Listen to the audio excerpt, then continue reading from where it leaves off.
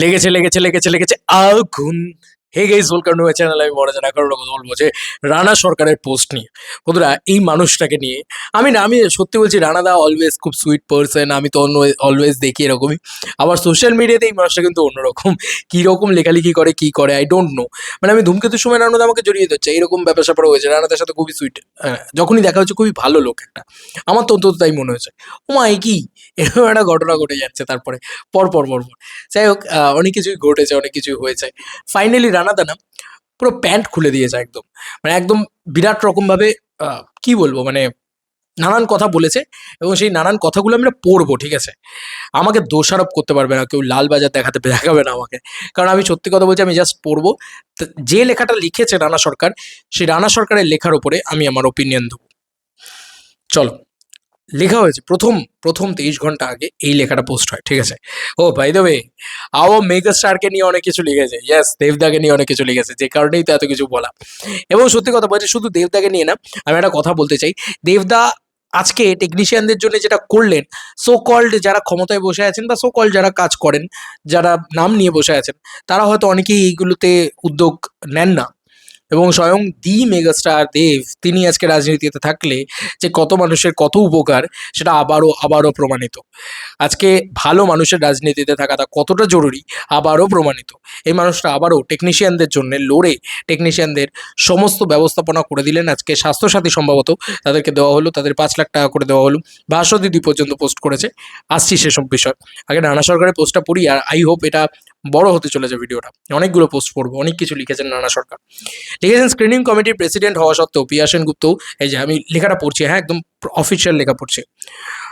পিয়া সেনগুপ্ত সাম্প্রতিক অতীতে যা যা পক্ষপাতিত্ব করেছেন, সেটাকেও কি তীব্র ধিক্কার জানাবো নাকি ইগনোর করে দেবো? জিজ্ঞাসার চিহ্ন। যেভাবে দেবকে অপমান করা হয়েছে, খুলে বলবো? জিজ্ঞাসার চিহ্ন। নাকি ইগনোর করব? যেভাবে নিজের ছেলের সিনেমা চালানোর জন্য সিনেমা হল মালিকদের থ্রেট করেছেন, সেটা বলবো নাকি ইগনোর করব? সব প্রশ্নবোধক চিহ্ন। স্ক্রিনিং কমিটির ভিতরে কথা বাইরে প্রকাশ করে দিচ্ছে, তার দায় স্ক্রিনিং কমিটির প্রেসিডেন্টের। সেটাকে কি ধিক্কার জানাবো না ইগনোর করব? দিয়ে হা দিয়েছে। কিছু একটা বাওয়াল তো লেগেছে ভাই, বড় সড়ো বাওয়াল লেগেছে। একটা কিছু কিছু একটা ঝামেলা তো হয়েছে, একটা বড় সড়ো কিছু হয়েছে। আজকে এই কথাটা তো ক্লিয়ার হয়ে গেল যে দেব কাউকে অপমান করেনি, উল্টে দেবকে অপমান করা হয়েছে। এটা তো ক্লিয়ার হয়ে গেল ভাই। আবারও আমি আর কিছু বলবো না, আমি শুধু এটুকুই বলবো, এই যে রানা সরকার নিজে বলছে, আমি কেন বলবো ভাই? আমি কি স্ক্রিনিং কমিটিতে ছিলাম? নাকি আমার আমার নাম পিয়া সেনগুপ্ত? নাকি আমি ওখানে কিছু দেখেছি? আমি তো জাস্ট সোশ্যাল মিডিয়াতে খবর আসছে দেখতে পাচ্ছি। স্বয়ং রানা সরকার, এত বড় একটা ফেস, ইন্ডাস্ট্রির অন্যতম বড় একজন প্রযোজক, তিনি বলছেন যেভাবে দেবকে অপমান করা হয়েছে, খুলে বলবো নাকি ইগনোর করব? চলো, এবার তার পরের পোস্ট, 19 ঘন্টা আগের পোস্ট। আবার আমরা পড়ছি, হ্যাঁ এই হচ্ছে 19 ঘন্টা আগের পোস্ট। আমরা একটুখানি পড়ি। অবশ্যই রাজনৈতিক ষড়যন্ত্র ডট ডট ডট। দেবের সিনেমা যাতে পুজো বা ক্রিসমাসে রিলিজ করতে না পারে, তার বিরুদ্ধে রাজনীতি ডট ডট ডট। রাজ্য সরকারের নির্দেশ মেনে প্রাইম টাইমে একটি মাত্র বাংলা সিনেমার শো চালানোর বিষয়টি মেনে নিতে পারছে না এক শ্রেণীর সিনেমা হল মালিক। একটা মাত্র শো বাংলা সিনেমাকে দিলে এবং সেই সিনেমা না চললে পুরো সিনেমা হল বন্ধ করে দিতে হবে? জিজ্ঞাসার চিহ্ন। তাহলে ওই সিনেমা হলের বাকি শোগুলো কি অন্য ভাষার সিনেমাও চলছে না? আমরা তো জানি যে দুটো সিনেমা হল বলেছে বাংলা সিনেমা চলছে না, তাই হল বন্ধ করে রাখতে হয়েছে। সেই হলগুলোতে রেনোভেশনের কাজ চলছে বলে হল বন্ধ রাখা হয়েছে। নাকি সামনে ধুরন্ধর 2, টক্সিক ইতিমধ্যে হিন্দি টক্সিক ইত্যাদি হিন্দি সিনেমাকে সব শো দেওয়ার জন্য রাজ্য সরকারের নির্দেশ বাধা হয়ে দাঁড়িয়েছে বলে এত ব্যথা? জিজ্ঞাসার চিহ্ন। বাংলা সিনেমা শো দেওয়া নিয়ে রাজ্য সরকারের নির্দেশ না মানার জন্য যারা হল বন্ধ রাখার জিগির তুলছে, তাদের এই উদ্যোগ অবশ্যই রাজনৈতিক ষড়যন্ত্র, এটা উনি বলছেন। নাকি দেবের সিনেমা 15ই আগস্ট, দুর্গাপুজো এবং বড়দিন, তিনটে প্রাইম টাইমে রিলিজ হওয়া আটকাতে পারছেন না বলে রাজনীতি? জিজ্ঞাসা চিহ্ন। দেবের বিরুদ্ধে রাজনীতি, বাংলা সিনেমার বিরুদ্ধে রাজনীতি, রাজ্য সরকারের নির্দেশের বিরুদ্ধে রাজনীতি, যারা এই রাজনীতি করছেন তাদের ধিক্কার জানায়। বারবার দাদার নামটা কিন্তু উঠে আসছে বন্ধু, এবং এই রাজনীতিটা কারা করছে, আমি কিন্তু কোনো নামকে হাইলাইট করছি না, স্বয়ং রানা সরকারও কোনো নামকে হাইলাইট করছে না। তো এই কথাটা তো বারবার বলা হচ্ছে যে দেবকে প্রাইম টাইম শো না পেতে দেওয়ার যে একটা ভয়ানক রাজনীতি চলছে, 15ই আগস্ট, দুর্গাপুজো, বড়দিন, 3টে প্রাইম টাইম রিলিজ হওয়া আটকাতে পারছেন না বলে রাজনীতি। এইটুকু বলে রাখি, তোরা যদি রাজনীতি করে থাকিস বাবা, তাহলে তোদের বাপ হচ্ছে দি মেগা স্টার দেবদা, ঠিক আছে? সব রাজনীতির বাপ ওই মানুষটা। দম হ্যাঁ তো রোককে বাতা, ক্ষমতা থাকলে আটকে দেখাও। 7 ঘন্টা আগে রানা সরকার, দি প্রডিউসার রানা সরকারের আবার একটা পোস্ট আমরা আবার পড়ছি। রানাদা লিখেছে, বাংলা সিনেমা শো দেওয়া নিয়ে রাজ্য সরকারের নির্দেশের বিরুদ্ধে যারা তারা অযথা বিতর্ক তৈরি করছে, এদের উদ্দেশ্য বুঝতে কারো অসুবিধা নেই। সরকারি সিনেমা হল লিজে নিয়ে যারা চালান এবং সরকারি ভাড়া নিতে পারেন না বলে ঘুরপথে টাকা নেন, তারা এই ঝগড়া বাঁধাচ্ছে। এদের চিনে রাখুন, এদের পিছনে কোনো বিরোধী রাজনৈতিক শক্তির হাত থাকতে পারে। ভোটের আগে সাবধান থাকুন। কি সাংঘাতিক! এ তো পুরোই রাজনীতিতে ঢুকে পড়ছে ভাই। ভোটের আগে এরম পুরো ঝামেলা হবে, কিছু বলার নেই। আমি জাস্ট, বাইরে বৃষ্টি হচ্ছে ওই জন্য দেখলাম। আচ্ছা, আমি কিন্তু এসব রাজনৈতিক পোস্টে কিছুতে নেই, হ্যাঁ, আমি জাস্ট পড়ে যাচ্ছি। আবার 7 ঘন্টা বাদে, মানে 7 ঘন্টার পোস্টে আবার আর একটা পোস্ট লেখা হয়েছে, স্ক্রিনিং কমিটির কাজ এখন ধিক্কার জানানো, জিজ্ঞাসার চিহ্ন। তাও এমন একটা মিটিংয়ে যেখানে 50% সদস্য উপস্থিত নেই, যে মিটিংয়ে কোয়ারাম কোরাম নেই। আচ্ছা, কোরাম নেই, এই কোরাম ব্যাপারটার মানেটা আমি একটুখানি জেনে নিই, কারণ এটা ইংরেজিতে লেখা। তো আমি এই ব্যাপারটার মানেটা এক্স্যাক্টলি, এই এক্স্যাক্ট কথাটার মানেটা আমি একটু জেনে নিই, ওয়েট। তাহলে তোমাদের মানে বলতেও সুবিধা হবে, আমারও বুঝতে সুবিধা হবে, আমি এই কথাটার মানে জানি না। আচ্ছা, এই কোরামের বাংলা অর্থ হলো কোরাম বা সভার বৈধতার জন্য প্রয়োজনীয় ন্যূনতম সদস্য সংখ্যা, মানে ন্যূনতম সদস্য সংখ্যা যেখানে উপস্থিত ছিল না, এটুকু আমরা বুঝে গেলাম। নেই সেখানে মিটিংয়ে কিভাবে হলো স্ক্রিনিং কমিটির একজন সদস্য হিসেবে জবাব চাইছি। প্রযোজক সদস্যদের উপস্থিতি ছাড়া মিটিং কিভাবে হতে পারে? সেই সঙ্গে স্ক্রিনিং কমিটি তৈরি হওয়ার সরকারি আদেশ জিও ও টার্মস অফ রেফারেন্স টিওআর প্রকাশ করার দাবি জানাচ্ছি। আদৌ কি এরকম কোনো জিও অর টিওআর কিছু আছে? পিয়া সেনগুপ্তর নিয়মের বাইরে গিয়ে যেভাবে বিভিন্ন পদক্ষেপ নিচ্ছেন, তাকে তীব্র ধিক্কার জানাই। আবার এটা লিখেছেন কিন্তু রানা সরকার। পরবর্তীকালে আবার একটা লেখা হলো 6 ঘন্টা আগে, আবার একটা লেখা লিখেছেন রানা সরকার, তো পুরো পোল খুলছে ভাই। যাই হোক, ইম্পাতে এসআইআর দরকার, লেখা হয়েছে ইম্পাতে এসআইআর দরকার, ওয়েট ফর ইট। ওকে, তো ইম্পাতে এসআইআর দরকার, যে সমস্ত সদস্য গত 3 বছরে একটাও সিনেমা বানাননি তাদের সদস্য থাকার কোনো যোগ্যতা নেই। এই কথা উনি লিখছেন, এই কথা কিন্তু উনি লিখছেন। শুধুমাত্র ভোট দেওয়ার জন্য এদের রাখা হয়েছে, বাংলা সিনেমার কোনো কাজে এরা লাগে না। যারা নিয়মিত সিনেমা বানাবেন তারাই মতামত দেবার অধিকারী হবেন। বাকিদের রেখে আহ, সদস্যপদ রেখে কার স্বার্থ সিদ্ধি হয় সবাই বোঝে। এবার আমূল সংস্কার চাই, না হলে বাংলা সিনেমাকে বাঁচানো যাবে না। আর একটা পোল খোলা খবর, আমি জানি না এটার ভেতরে, আমি এগুলো নিয়ে কোনো মতামত দিতে চাই না, এগুলো জাস্ট পড়ে যাচ্ছি, তোমরা বুঝে যাও।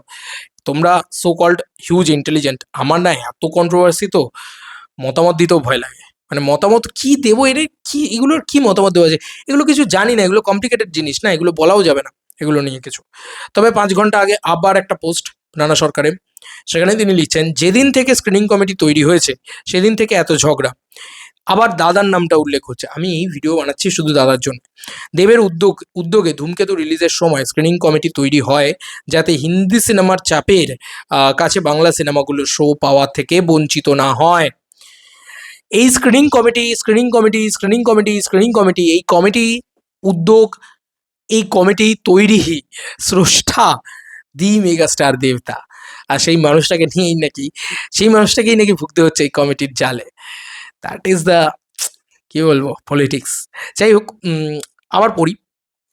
লেখা হয়েছে অন্তত রানা সরকারের মতানুযায়ী, লেখা হচ্ছে যে দেব এর উদ্যোগেই রাজ্য সরকারের নির্দেশিকা আসে প্রাইম টাইমে বাংলা সিনেমা শো দেওয়া বাধ্যতামূলক বলে। আর এখন স্ক্রিনিং কমিটি হয়ে গেছে ব্যক্তিগত ইগো স্যাটিসফ্যাকশনের হাতিয়ার। দেখে নাও, পড়ে নাও, পড়ে নাও। এই কমিটি দিয়ে বাংলা সিনেমার কোনো লাভ হচ্ছে না, তাহলে এই কমিটি রেখে রোজ রোজ বিতর্ক তৈরি করার প্রয়োজন কি? প্রশ্নবোধক চিহ্ন। বাংলা সিনেমা শো দেওয়া নিয়ে রাজ্য সরকারের যে নির্দেশিকা আছে সেটা যথেষ্ট। আমরা প্রযোজকরা কোটি কোটি টাকা বিনিয়োগ করব, লস করব, তারপরও সিনেমা বানাবো। তারপরও কি আমাদের কারো দয়ায় সিনেমা রিলিজ করতে হবে? প্রশ্নবোধক চিহ্ন। এই কথাটাই দেব আগের দিন স্ক্রিনিং কমিটির মিটিংয়ে বলেছিল। দেব সিনেমা বানালে ব্যবসা করে, সে কেন কারো দয়ায় রিলিজ ডেট পাবে? একদম বলে না, একদম পুরো ল্যাংটো করে দিয়েছে একদম, আর কিছু বলার নেই। সলিড কথা বলেছে, একদম সত্যি কথা বলেছে। ঠিক আছে, সত্যিই তো। কেন কেউ ডিসাইড করে দেবে? এই যে আজকে কেউ বলে বিপ্লবী, কেউ বলে ডাকাত, এই সিনেমাটা বলছে দুর্গাপুজো রিলিজ করে। কেন রে ভাই? ওনার যদি জিদ্দার যদি রিলিজ করার ইচ্ছা হয় রিলিজ করবে। কে শো দেবে? কে ঠিক করবে? কেউ কেন ডিসাইড করে দেবে যে আমার ছবিটা কখন রিলিজ হবে না হবে? আমার তো তাই মনে হয়, তাই না? তোমাদের কি মনে হয়? আমি পয়সা খরচা করে সিনেমা বানাবো, আমি ইন্ডাস্ট্রিতে যথেষ্ট বড় একটা স্টেক হোল্ড করে বসে আছি। কেউ কেন ডিসাইড করে দেবে যে আমি কখন সিনেমা রিলিজ করবো? আমি তো জানি যে আমার সিনেমাটা কখন রিলিজ করলে একটু হলেও আমি ব্যবসা মুখ দেখতে পাবো। এই তো বাংলা ইন্ডাস্ট্রির অবস্থা, ব্যবসায়ী তো হয় না যেখানে, সেখানে এত কথা আসছে কোথা থেকে? আবার পড়ছি, দেখো এখানে পরিষ্কারভাবে কিন্তু লেখা হয়েছে যে এই কথাটাই দেব আগের দিন স্ক্রিনিং কমিটির মিটিংয়ে বলেছিল। দেব সিনেমা মারলে ব্যবসা করে, সে কেন কারো দয়ায় রিলিজ ডেট পাবে? এই কথা বলে তাকে এই কথা বলে তাকে অপমানিত হতে হয়েছে বারবার। তার নামে মিথ্যা কথা মিডিয়ার কাছে ফাঁস করা হয়েছিল। কে ফাঁস করলো সব আমরা জানি। গোপনীয়তা বিধি মেনে কোনোদিন মুখ খুলিনি, কিন্তু সময় এসেছে, এবার মানুষের সব জানা উচিত। প্লিজ নামটা সামনে আনো রানাদা, প্লিজ নামটা সামনে আনো। জানা উচিত সবার। হ্যাঁ, দাদার যে ইমেজ সেটাকে যেভাবে নষ্ট করা হচ্ছে বারবার, সব দোষ কার?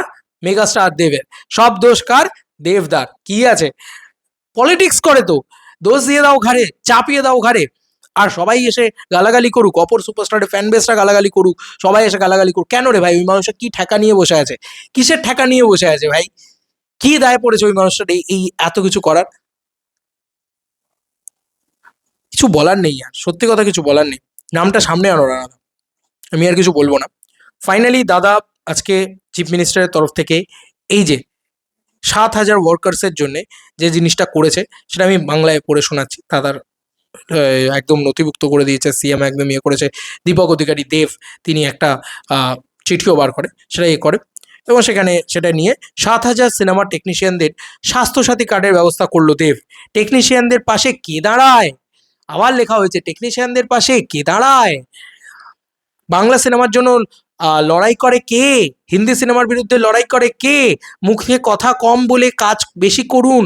থ্যাংক ইউ দেব। এটা রানা সরকার আবার লিখেছে। না না, আমার কিছু বলার নেই, চোখের সামনে পাবলিক দেখতে পাচ্ছে সবকিছু। এই মানুষটাকে ছোট করা হয়েছিল না সেই দিনকে? সত্যি কোনোদিন চাপা থাকে না, জানো তো। আর যদি পাপ করো তাহলে বাপও ছাড়বে না, কিন্তু যদি কিছু না করো তাহলে সত্যি বলছি একদিন প্রতিটা মানুষ বুঝতে পারবে, প্রত্যেকটা লোক বুঝতে পারবে, সেদিন সবাই এই দেবদার হয়ে কথা বলবে। যাই হোক, যাদের চোখে আমি বিষ তারা আমায় খেয়ে মরে যান প্লিজ, এই জিনিসটা রানা সরকার স্টোরি লাগায়। ঠিক আছে, 3 ঘন্টা আগে। এবার 2 ঘন্টা আগে রানা সরকারের আর একটা পোস্ট, তিনি আবার লিখেছেন সরকারি সিনেমা হল লিজ নিয়ে বেআইনি কিছু করলে প্রশ্ন তো উঠবেই একদিন না একদিন। এই ব্যাপারটা কি আমি সত্যি বলছি জানি না। সরকারি হল লিজ নিয়ে কে বেআইনি কিছু করেছিল সেটা কে, তাও জানি না, বুঝতে পারছি না। সিরিয়াস, আমি যেটা বুঝতে পারছি না সেটা আমার বলার দরকার নেই, দিয়ে এটা দিয়েছে। যাই হোক, কিন্তু এই লোকটা বিস্ফোরণ ভাই, এই লোকটা ফাটিয়ে দিয়েছে, কিছু একটা প্রমাণ করে দিয়ে গেছে অন্তত, যে দেব সেদিন ভুল ছিল না। সেদিনকে দেব সবার কাছে ক্ষমা চেয়েছে, কিছু দোষ করা ছাড়াও। কিছু দোষ করেনি তাও। আমি কেন লোকের পাটা চাটবো আমি কেন লোকের? আমি তো এটাই বুঝতে পারছি না যে আমি কারুর তাবেদারি কেন করব? যেখানে আমি কোটি কোটি টাকা দিয়ে সিনেমা বানাবো, আমি কষ্ট করে সিনেমাটাকে রিলিজ করব, তুমি কে ডিসাইড করে দেওয়ার? এই কথাটা দাদা বলে অন্যায় কাজ করে ফেলেছে। কি ভদ্র লোক, বাপরে বাপ, এই ইন্ডাস্ট্রিতে এখনো এইভাবে শান্ত মতন বসে আছে। হ্যাঁ, এই মানুষটা অন্য কেউ হলে তো পাগল হয়ে যেত। আবার বলছি, দম থাকলে ওই মানুষটাকে আটকে দেখাক, দম থাকলে আটকে দেখাক। ওই মানুষটা সাংঘাতিক হোল্ড। এই যে আজকে ভাস্বতীদি পোস্টটা করেছে না, এটা বলতেও ভালো লাগছে যে আজকে টেকনিশিয়ানদের পাশে রিয়েলি দাঁড়ায় কে। অনেক কথা তো টেকনিশিয়ানদের নিয়ে হয়েছে, আজকে ভাস্বতীদির পোস্টটা আমি তুলে রেখে দিয়েছি, আমার এত ভালো লেগেছে। ব্রেকিং বলে ভাস্বতীদি 3 ঘন্টা আগে লেখে লেখে বাংলা ছবির সঙ্গে যুক্ত টেকনিশিয়ানদের স্বাস্থ্যসাথীতে রেজিস্ট্রেশনের জন্য একটি বিশেষ ক্যাম্প করা হবে 17ই মার্চ। টেকনিশিয়ানস স্টুডিওতে হবে এই ক্যাম্প। এমনই খবর, ফেডারেশনের সদস্যরা সরকারের তরফে 5 লাখ টাকা পর্যন্ত মেডিক্লেম পেতেন, সেই ক্ষেত্রে পরিবর্তন এসেছে, যে কারণে অনেকেই চিন্তায় পড়েন। প্রযোজক নায়ক সংসদ দেবের কাছেও পৌঁছে গিয়েছিল সেই খবর। দেব মুখ্যমন্ত্রী মমতা বন্দ্যোপাধ্যায়কে একটি চিঠির মাধ্যমে বিষয়টি জানিয়েছেন, তারপর মুখ্যমন্ত্রীর অনুমতিতে এমন ব্যবস্থা হয়েছে বলে খবর। বন্ধুরা, এইটা হচ্ছে খবর। এবার তুমি আমাকে বলো যে এরপরেও বলবে যে দেবের পলিটিক্সে থাকা উচিত নয়, এরপরেও বলবে দেব পলিটিক্সটা ছেড়ে দিক না, দেব ওই দলটাকে ছেড়ে দিক না, এই কথাগুলো এরপরেও বলবে?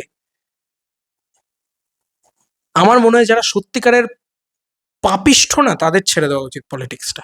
সিরিয়াসলি বলছি, সিরিয়াসলি বলছি, সত্যিকারের যারা পাপী তাদের ছেড়ে দেওয়া উচিত পলিটিক্সটা, দেবের নয়। দেবের ছেড়ে দেওয়ার কোনো মানেই হয় না। এই মানুষটা সত্যিকারের সাধারণ মানুষের কাজে লাগে। ওই যে বললাম, যে টেকনিশিয়ানদের সাথে আমি টুকটাক ভাবে দেখতে পেয়েছি বা টুকিটাকি কথা বলে থাকি আর কি, যেহেতু টলিগঞ্জে একটু যাতায়াত আছে, তারা প্রত্যেকে দাদাকে ভগবানের মতন ভালোবাসে। ইয়েস, এই কথাটা বললাম, ভগবানের মতন ভালোবাসে। আমার আর কিছু বলার নেই, বাদ বাকি সময় বলবে। আর বাদ বাকি তো সব খুলেই যাচ্ছে, দেখেছো তো। ওই যে বললাম, পাপ বাপকেও ছাড়ে না। আর যদি তুমি সত্যি অনেস্ট হও, যদি তুমি সত্যি ভালো একটা মানুষ হও, সাধারণ মানুষ তোমার পাশে আছে, আর একদিন সব প্রযোজকেরাও দেবের পাশে দাঁড়িয়ে যাবে, সবাই হয়ে যাবে। আমার তো মনে হয় বন্ধ করে দেওয়া উচিত। আমি একজন একজন বাংলা ছবির দর্শক হিসেবে এই স্টেটমেন্টটা রাখলাম, যে একজন বাংলা ছবির দর্শক, টিকিট কেটে হলে গিয়ে বাংলা সিনেমা দেখি, ঠিক আছে, সেই দর্শক হিসেবে বলছি, সব কমেডি ফমেডি তুলে দাও ভাই, বন্ধ করে দাও। হোমেও লাগে না, যজ্ঞেও লাগে না, কোনো কাজে লাগছে না। Bye bye.